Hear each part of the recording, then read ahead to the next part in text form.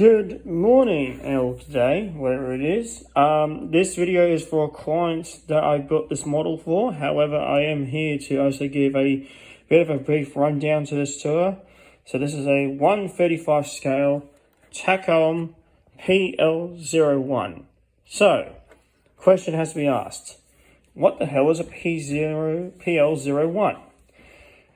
What happened was that you got certain companies that do concept tanks, like what tanks should look like in the future and what features they're going to incorporate. And there are some famous examples, like for example, the Abrams X, which was made by General Dynamics last year.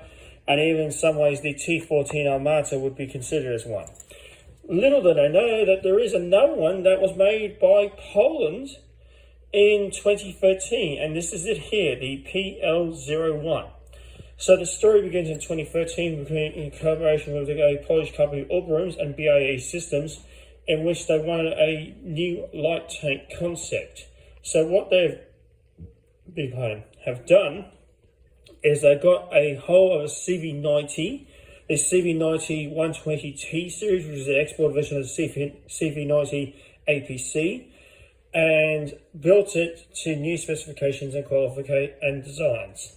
So I'm gonna just basically give you, the idea was to make it more stealthy. So that's why you got a lot more shaped curves around, particularly around the turret, and as the tube around here. More modularity to allow ease of replacing parts, and also upgrade what is known as stain protection. So for example, like ceramic armor, explosive reactive armor, stuff like that. So what happened was they came up with this. Now this has the crew of 3. The driver is in here, but also too the commander and gunner are in here. This whole turret is unmanned, and it has a autoloader system for either the 105mm gun or the 120mm smoothbore gun. I think the 105. I need to double check about that one. Of a smoothbore rifle. But this could also fire anti-tank guided missiles. So, the things that we have on top, we have the not the close-in weapon system. It's the machine gun weapon. I forgot the actual name of the thing, my apologies. So, we got here, this is the commander sight here. It has a laser rangefinder, a 3rd generation thermal sight, and a visual sight as well. This is a hunter-killer system. So, basically, the gunner, whose primary sight and laser rangefinder is here, can lock onto a target, while the commander can use this swivel, look for other targets, lock onto it, and then bring the turret, once that scenario has been engaged, bring it to the gunner's sight, and the gunner can take care of the work. So we also got here these 2 things here and this thing here. Now this is actually part of an active protection system similar to Trophy. I don't know what it is at the moment. I really do apologize about that bit, etc. So there's very much known about this tank. This tank was scrapped in 2015. So it's pretty much a one-hit wonder, you could say. So in saying that, there are some features that were incorporated into other weapon systems that the Polish Army used. For example, the front here, you can see some of the lighting system using the Rosomak and the Bosak armored fighting vehicle, which has just been developed for Poland.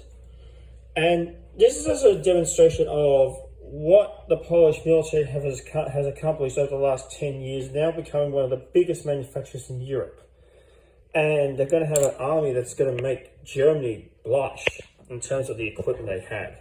So, what else have we got here? We've got the remote weapon system. That's what I was actually looking for. This is also a standard NATO machine gun. It's controlled in the turret, stuff like that. And you've got the thermal and the laser rangefinder and another sight through here. And then we've got the smoke dispensers or chaff dispensers, whatever you want to put it, would be here. Now, the remote weapon system, so you've got these radar mounts here. I suspect that what happens is that when they sense like an RPG fired to it, they sense the thing coming. These systems here engage and fire a small explosive warhead at the RPG, and that disables the shape charge weapon. So the Israelis have been using the trophy system, stuff like that. There is another system that I'm aware of, but I'm afraid I can't tell you off the top of my head. I do apologize about that bit.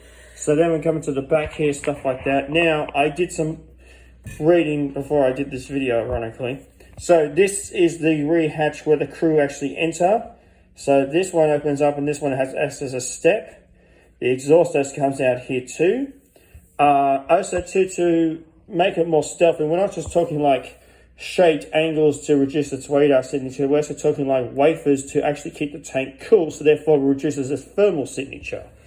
So that's one thing I want to say right now up front. It, like the CV90 series, it does apparently have the capacity to carry 4 crewmen in the back. So yes, it can carry troops, or like the Merkava be used as an emergency medevac thing, I suspect. So what else do we have while we're here talking about stuff like that? So that is actually it, unfortunately. So as you know, this is the gunner's side here. So we have the laser rangefinder, the 3rd generation thermal, and the primary weapon sight, stuff like that. And it can fire anti-tank guided missiles. So as mentioned, this was displayed in a Defense Expo at Kish.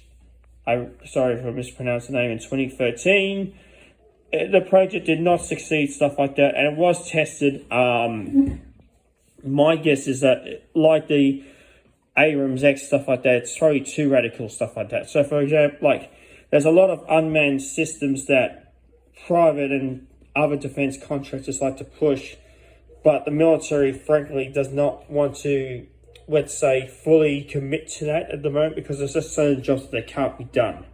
And speaking about unmanned systems used for remote controls, the Russians actually have used remote controlled tanks in the Syrian conflict, and they didn't find much success with them, stuff like that. Sometimes you just need a human brain in the machine. There's nothing much you can do about that. So, I hope that you enjoyed a brief tour of the plo1. And I hope you enjoy this video. If you like it, like and share, stuff like that. And anyone else who knows me very well, I am planning to do an article about that at a later date for something else. Have a good day.